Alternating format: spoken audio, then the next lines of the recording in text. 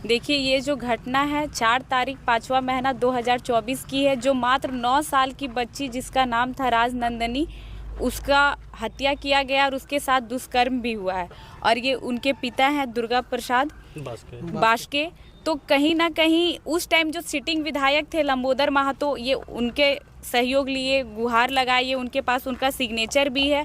लेकिन जो हमारे यहाँ नेता होते हैं, वहाँ जब दुष्कर्म, और सांसद लोग भी पहुँचे हुए थे, सभी को ये जहाँ तक बताएं, लेकिन आप लोग क्यों पहुँचते कि किसी का मर्डर हुआ है तो वहाँ पे बस या एक्सीडेंट हुआ है तो फ़ोटो खिंचा के और निकल जाना है। उस टाइम के जो सांसद थे, अभी भी सांसद है, जो सिटिंग विधायक थे वो अब पूर्व विधायक हो चुके हैं, लेकिन क्या कभी उन्होंने जानने का कोशिश किया कि ये केस कितना आगे बढ़ा, या उस बच्ची के गार्जियन से बात लेने का कोशिश किया कि हाँ आपका केस कहाँ तक आगे बढ़ा? अभी 4 दिन पहले ये मेरे पास गए सारा रिपोर्ट लेके कि दीदी देख हमारे बच्ची के मतलब दुष्कर्म हो के हत्या। और सबसे बड़ी बात कि मात्र 9 साल की वो बच्ची है, तो 9 साल की बच्ची में राजनीति किसी का नहीं आना चाहिए, चाहे जो पूर्व विधायक हो चुके हैं, जहाँ अभी जो सिटिंग विधायक है योगेंद्र महतो, उनको भी ये देखना चाहिए कि वो आपके एरिया की बच्ची है, आपके विधानसभा क्षेत्र की बच्ची है। और हमको लगता है कि आप कोई विधानसभा के विधायक भी हैं दूसरे विधानसभा के, तो एक बच्ची की हत्या में सपोर्ट करना चाहिए, इसको राजनीतिक ये से नहीं देखना चाहिए।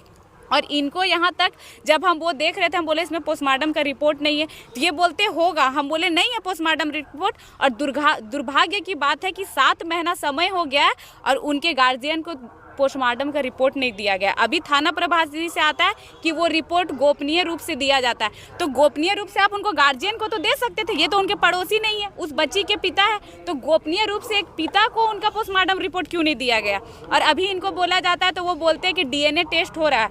ये लोग की नज़र में 14 लोग अपराधी हैं, क्या 14 लोग का डीएनए टेस्ट लेने में कितना समय लगता है? 14 साल या 14 महीना तो नहीं लगना चाहिए, 7 महीना हो चुका है। 7 महीना में वही हम थाना जो प्रभारी है उनसे बोले 7 महीना में आप 700 लोगों का तो डीएनए टेस्ट नहीं ना ले रहे हैं, 14 लोगों का क्लियर हो जाना चाहिए। अब बताइए 7 महीना इस केस को हो चुका है, अब ये 2024 समाप्त की ओर है, 15 दिन में नया कैलेंडर स्टार्ट होगा 2025।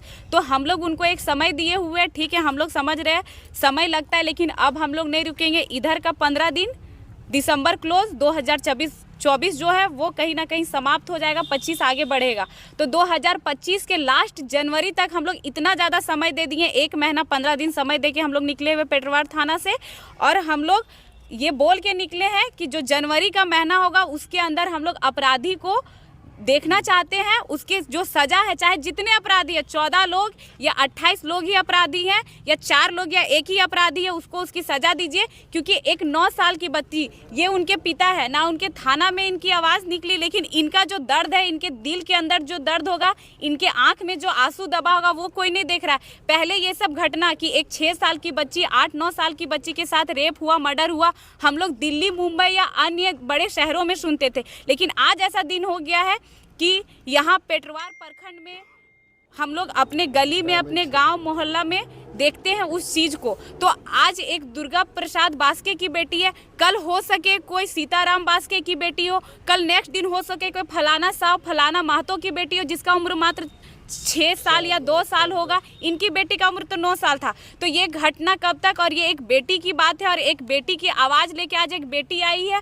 और हमारे संगठन के जितने भी भाई लोग हैं, हम लोग समझ ये ठान लिए हैं कि उस बच्ची को जो राजनंदनी है उसको इंसाफ दिलाना है, चाहे पेटरवार थाना से लेकर राज्य स्तर तक हम लोग को गुहार क्यों ना लगाना पड़े, हम लोग उनको इंसाफ दिला के रहेंगे। तो इस समय में अगर नहीं पूरा कर पाते हैं, अपराधी को नहीं पकड़ पाते हैं प्रशासन, तो फिर आगे की रणनीति क्या है? देखिए, हम लोग बोले बहुत ज़्यादा समय दे दिए इनको, 1 महीना 14 दिन, आज 16 तारीख है, तो 1 महीना 15 दिन हम लोग उनको समय दे दिए हैं।